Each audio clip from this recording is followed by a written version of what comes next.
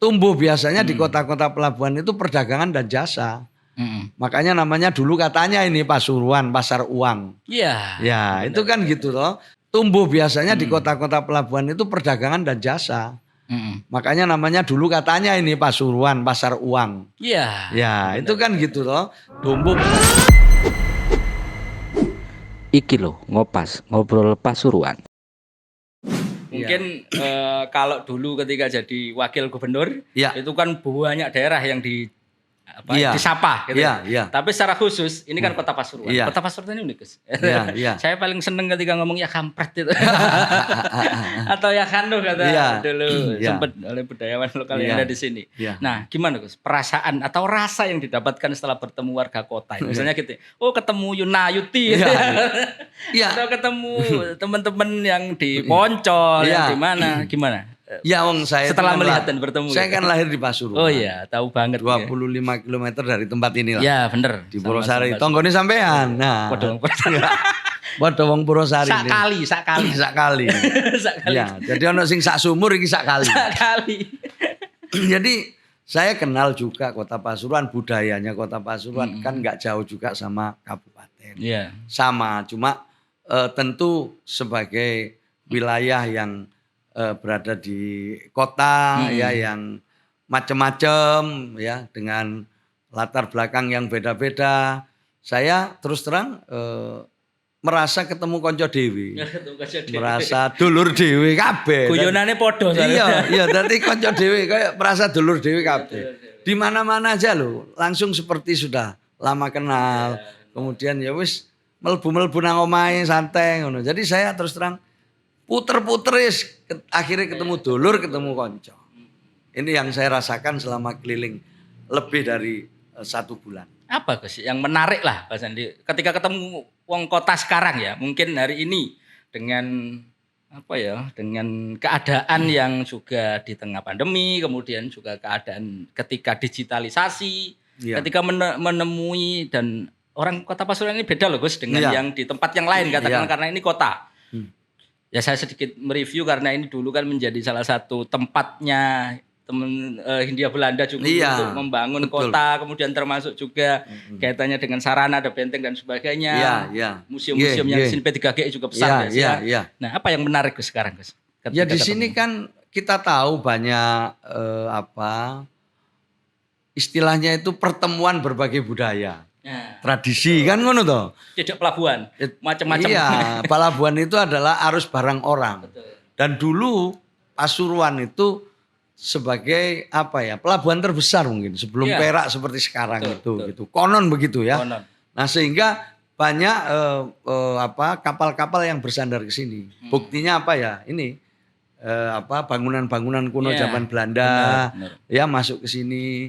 Kemudian pedagang-pedagang dari Tiongkok juga ke sini. Dari Timur Tengah juga bahkan kesini. Sampai besar sampai sekarang itu beberapa toko yang di Niaga di alun-alun itu juga punya teman-teman kita yang minoritas. Jadi pertemuan dari tradisi teman-teman dari Madura dari mana-mana kumpul jadi satu di sini, kemudian membuat satu kultur ya yang terus terang alhamdulillah kita tahu sampai sekarang ya meskipun macam-macam itu tadi suku agamanya tetapi bisa guyup rukun. Dan itu kita rasakan ketika kita ketemu kemana-mana aja. Mau di daerah pantai, mau di daerah selatan. Itu alhamdulillah penerimaannya itu ya aku mau kayak dulur dewi. Podo kher kabeh. Podo kher karena ya karena pada dasarnya ya orang kota sekalipun seperti Kota Pasuruan itu paling seneng nrimo tamu. Sopo ae lah. Sopo ae kabeh ku lek ono tamu kate teko siap-siap kabeh. Bahkan bengi pun wis siap-siap meneh kate ono tamu gitu, bersih-bersih rumahnya dirapikan, masak sing enak. Itu kan memang seneng nrimo tamu. Maka itu ke depan supaya bersih-bersih bendino ya tamune bendino ditekakno. Itulah wisata. Ya benar-benar. Itulah itu kuncinya wisata juga ya karena memang dengan aura beliau ini almarhumullah ini kan juga cukup dikenal. Bahkan kalau di luar saya ketemu orang gitu tanya dari mana Pasuruan? Apa nih? Makam kami. Itu sudah jadi satu kunci juga. Ikon. Ikon. Nah, ikon. Jadi terus terang ini tradisi dulu. Kita tadi bicara tradisi. Pada dasarnya warga Kota Pasuruan itu paling seneng terima tamu. Itu saya rasakan. Jadi makanya aku koyok ketemu dulur dewi. Iya, benar. Nah, mereka biasanya ketika mau terima tamu persiapan dulu. Ya mesti sampean nah, di omah Mas yo gak di kota, di omah sampean yang ngono kabeh lah. Meni ono tamu rek, ono golek-golek duren. Dibersihni omahe. Lah seneng bersih-bersih lah kan. Iya, bener. Nah, supaya bendino bersih-bersih, ya ditekano tamu bendino. Betul. Cek bersih-bersih. Salah satu Itu. yang kemarin juga Maka disampaikan. itu saya menawarkan wisata sebagai pengungkit. Pengungkit ya. Mulainya dari mana? Dari makamnya ya. Karena memang yang dijual di sini tuh jasa. Ya jasa. Ya perdagangan dan jasa. Gitu. Maka Dali kalau tadi melanjutkan bahwa ini kota pelabuhan dan seterusnya kan tumbuh biasanya di kota-kota pelabuhan itu perdagangan dan jasa.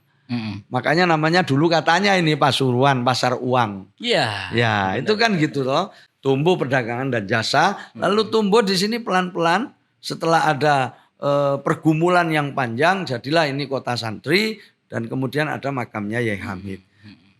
Kita terus terang kurang kurang mempelajari, mengelola, mempelajari, mendalam, membuat data sehingga kita bisa mengelola. Dulu kalau saya masih ingat almarhum Syukur, itu biasanya itu disebut wisata kuburan meskipun dan itu juga menjadi salah satu ikon masyarakat kita juga. Bagaimana kemudian ini mengelola? Ya memang kelemahannya di database kita sih, nggak tahu yang dari mana. Iya, gini ya. Kenapa kemudian saya kemarin ditanya gimana caranya memajukan kota Pasuruan? Ini di debat ya? Iya, ketemu di masyarakat juga banyak. Ditanya loh, pengungkitnya dulu, nanti ikut belakangnya, nanti tak ceritakan berikutnya. Tapi pengungkitnya dulu, Pengungkitnya apa? Yang sudah ada di sini ya sebagai bagian dari perjalanan kota Pasuruan, salah satunya adalah wisata religi. Wisata religi ini diawali dengan data dulu lah. Nggak usah muluk-muluk datanya itu loh sedino piro. Sing berkunjung berziarah ke makam Yai Hamid dulu. Berapa? Setelah itu dikembangkan wisata pelabuhan. Wisata sejarah. Harusnya sudah ada sejak dulu. Nah ini masuk pertanyaan selanjutnya. Kemudian tata kelola pemerintahan kan ini ngomongnya. Iya, bagaimana cara jenengan punya track record panjang lah. Bagaimana mengelola, bagaimana mengadministrasi, bagaimana merubahnya menjadi digitalisasi. Nah tata kelola pemerintahan termasuk tadi statement jenengan soal anggaran APBD konten sesuai dengan anggaran. Tapi jangan di luar dari itu kan. Sesuai dengan tupoksinya. Nah, kalau gini apa urgensi tata kelola yang harus kita lakukan ning kota, ning tulur-tulur kota sing tata kelola pemerintahannya di dalam titik itu. Itu saya sebut sebagai hadirnya kota cerdas di Kota Pasuruan. Smart City. Smart City. Kota cerdas saya mikir, Smart City. Iya, Smart City. Smart City itu kayaknya sudah mau masuk kota. Namanya ada 100 ya yang sudah dirilis oleh pemerintah itu. Kota Pasuruan belum masuk di dalam. Belum ya? Belum. Maka itu ini harus berjuang kita supaya jadi kota cerdas atau smart city. Ya, jenenge kota. Bidang pertama smart go itu kan banyak. Smart city ada pemerintah yang cerdas, ada pelayanan kesehatan yang cerdas, pelayanan di bidang pendidikan yang cerdas, pelayanan pemerintahannya ya bersih, birokrasinya segala macam itu banyak. Tapi kita mulai dari smart go-nya dulu. Governance. Jadi bagaimana bersih, cepat dan murah sekaligus lebih baik dari sebelumnya. Mudah. Itulah layanan-layanan seperti itu. Nah itu diawali dari apa? Dari data dulu. Oh iya. Dari data dulu. Mengelola data itu dan kebutuhannya apa, ini kemana dan sebagainya. Ya, kalau datanya lengkap. Contoh ini berapa sih jumlah warga Kota Pasuruan? Kan biasa itu umum itu ada bisa. Setelah itu umurnya berapa dan seterusnya. Lebih tajam lagi apa dan sebagainya. Ketahuan nanti. Terakhir itu yang sakit, yang diabetes berapa, yang ini berapa, detail gitu. Sehingga kita tahu apa yang harus kita berikan. Sehingga pemimpin muda untuk aku kudu kayak gini Jadi jelas data. Terus misalnya ini, yang ziarah ke makam Yai Hamid sudah berapa tahun? Puluhan tahun sudah, mana nggak ada datanya. Berapa sih orang yang datang ke situ? Dan berapa yang dikeluarkan oleh penziarah? Setiap orangnya rata-rata. Lalu apa yang dibutuhkan mereka? Toilet, tempat wudhu, tempat kongko-kongko setelah dari makam. Tempat ngopi, tempat ngopi setelah dari sholat. Jadi ketika orang di dalam masjid nyaman, ketika mau ibadah sholat, iktikaf atau yang lain-lainnya, ketika ke makam khusyuk, karena jadwalnya jelas, khusus perempuan jam sekian, dan seterusnya misalnya. Setelah itu selesai, mereka keluar, itu bisa santai-santai. Apa yang dibutuhkan? Mungkin layanan kuliner, mungkin oleh-oleh. Harus benar-benar ditata kok. Soalnya Iya. kan banyak sekali masyarakat kita yang Iya. jualan pedagang kaki Nah lima itu dan tinggal sebagainya. di Madinah ditata. Pedagang kaki lima tidak dilarang, ditata. Di Madinah program jenengan ya? Bukan di Madinah Oh, yang di asli. Madinah yang Di asli. makam Rasulullah di sana Iya, itu kalau betul. ada pedagang ditata. Dan konsep itu yang kemudian di bawah Semangatnya, ini Semangatnya. semangatnya. Kalau Madinah yang ada di spanduk di baliho, visi misi itu akronim, singkatan. Paling tidak semangat itu terbawa gitu ya? Semangat. Itu akronim maju, aman, damai, indah, harmoni. Nah, masuk visi Maju misi ini. ekonominya, indah kota. Itu visi misi. Ya. Tapi semangatnya kan Ya. kita bisa tiru. Nah, Bermula dari mana? Data dulu. betul. Kalau datanya beres, nah baru dikelola. Ini yang penting itu data. Nah, saya terus terang ini mengamati belum ada data sehingga intervensinya salah. Bangun poncol itu terus lapo. Oh, terus tutup Gus. Ya, tutup.